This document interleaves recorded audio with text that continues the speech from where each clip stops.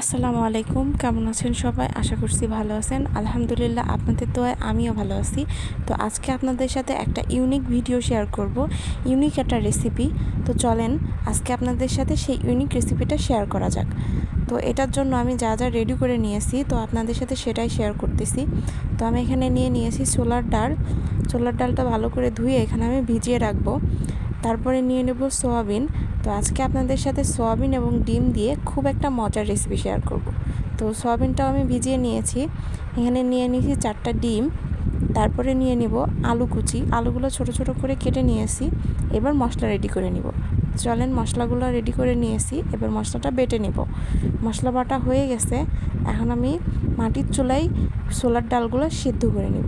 তো ছোলার ডালগুলো সেদ্ধ করে নিয়েছি। ছোলার ডালের মধ্যে আলু এবং সয়াবিন দিয়ে এবং ডিম দিয়ে ভালোভাবে সেদ্ধ করে নিব। এর মধ্যে সামান্য একটু লবণ দিয়ে দিব যেন এটা তাড়াতাড়ি সেদ্ধ হয়ে যায়। তো এটা আমার সেদ্ধ করা হয়ে গেছে। এখন আমি এটা নামিয়ে নিব। এটা ভালোভাবে সেদ্ধ হয়ে গেছে। এরপরে আমি ডিমগুলা ছুলে নেব। ডিমগুলো ছোলা হয়ে গেছে। এখন আমি ডিমগুলো আস্তে আস্তে ভেজে নিব। তো এর মধ্যে লবণ এবং হলুদের গুঁড়া দিয়ে দিব, দিয়ে ভালোভাবে ভেজে নিচ্ছি। তো আমার ডিম ভাজা হয়ে গেছে। আমি ওই তেলের মধ্যে 2টা তেজপাতা দিয়ে দেব এবং মশলা দিয়ে দেব। মশলা দিয়ে ভালোভাবে নেড়ে ওর মধ্যে লবণ ও ধনিয়ার গুঁড়া, ঝালের গুঁড়া এবং হলুদের গুঁড়া দিয়ে দিব। দিয়ে এবার ভালোভাবে নেড়ে দিব। এটা ভালোভাবে মিশিয়ে নিব। এটা আমার মেশানো হয়ে গেছে। ভালোভাবে এটা কষাতে হবে।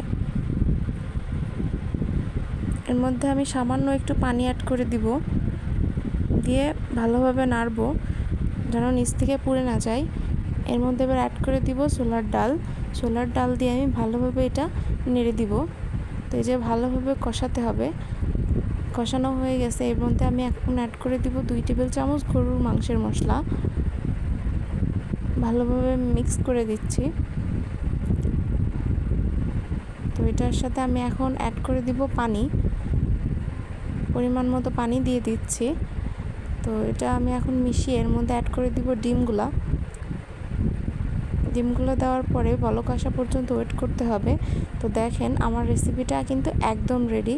তো আপনাদের বাসায় যখন মাছ মাংস কিছুই থাকবে না, অবশ্যই এই রেসিপিটা ট্রাই করবেন। আমার ভিডিওটা ভালো লাগলে অবশ্যই চ্যানেলটা সাবস্ক্রাইব করে দিবেন।